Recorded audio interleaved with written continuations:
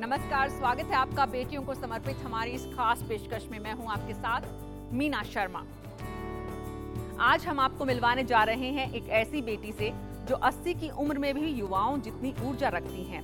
अपनी दूरदर्शिता और इच्छा शक्ति की बदौलत इन्होंने अपने पति की मौत के बाद नए सिरे से जीवन शुरू किया और जमीन से आसमान को छूने वाली नोएडा की ये बेटी आज करोड़ों की कारोबारी है।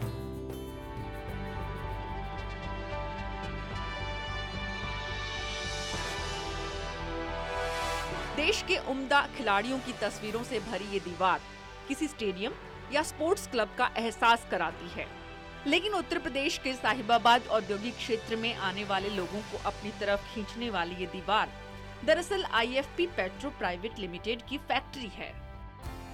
जितना अलग अंदाज इस फैक्ट्री की दीवारों पर नजर आ रहा है, उतनी ही अलग है यहाँ की मालकिन उर्मिला भार्गव। 37 साल पहले पुरुषों के एकाधिकार वाले क्षेत्र में कदम रखना भी उतना ही अलग फैसला था, लेकिन उर्मिला ने पति की मौत के बाद 70 के दशक में ये बड़ा फैसला अपने आत्मविश्वास के दम पर लिया था। 76 में अचानक ही एक मामूली से हार्ट अटैक में मेरे हस्बैंड की डेथ हो गई। उस समय मेरे पास 3 माइनर चिल्ड्रन थे। सबसे बड़ा 16 का था, सबसे छोटा 6 इयर्स का था और इनकम्प्लीट यूनिट था।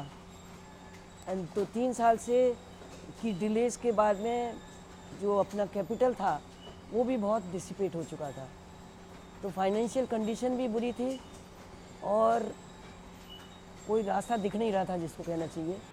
1973 में उर्मिला अपने पति के साथ दिल्ली आ गई थी, क्योंकि पेशे से मैकेनिकल इंजीनियर पति का सपना था पेट्रो उत्पादों के क्षेत्र में काम करना। लिहाजा साहिबाबाद में सरकारी मदद से जमीन ली, भवन निर्माण का काम शुरू हुआ, लेकिन 1976 में हार्ट अटैक से पति की मौत हो गई। 3 बच्चों की परवरिश के लिए वे पढ़ाने लिखाने का काम कर सकती थी, क्योंकि 50 के दशक में B.Ed करने वाली चुनिंदा बेटियों में से वे एक थी। लेकिन शादी के 17 साल बाद उर्मिला ने घर से बाहर निकलकर पति के सपने को पूरा करने का फैसला किया। ऑयल रिफाइनरी की नींव रखी और लोगों के तमाम सवालों को पीछे छोड़ते हुए इंडियन ऑयल, BPCL जैसे संस्थानों के लिए ऑयल रिफिलिंग का काम किया। अपने इंटरेस्ट के लिए साथ साथ नॉलेज गेन करती थी, लेकिन मैं कोई करियर वुमन नहीं थी। लेकिन उस समय मैंने डिसाइड किया कि अपने इस ड्रीम को, एक सेल्फ एम्प्लॉयड इंजीनियर के ड्रीम को मैं पूरा करूंगी और इस यूनिट को चलाऊंगी।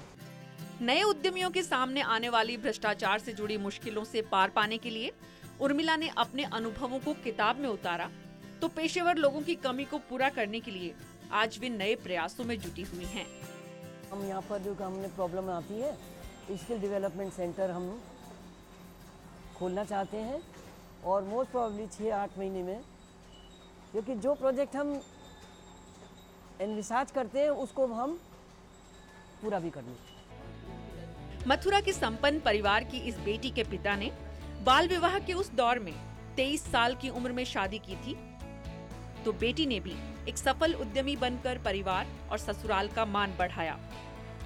विधवाओं को लाचारगी से देखे जाने के उस दौर में उर्मिला ने मजबूती के साथ न सिर्फ अपने पति के सपने को पूरा किया, बल्कि ऑयल रिफाइनरिंग के क्षेत्र में अपना नाम भी स्थापित किया।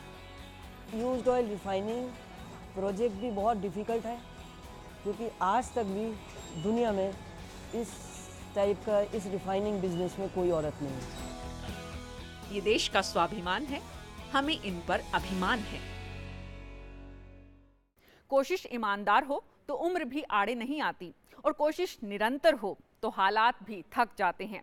कल रूबरू कराएंगे आपको दीपा मलिक से, हालात को बौना साबित करती एक और बेटी। बस आप देखते रहिए आपके बरस मोहे बिटिया ही दीजो।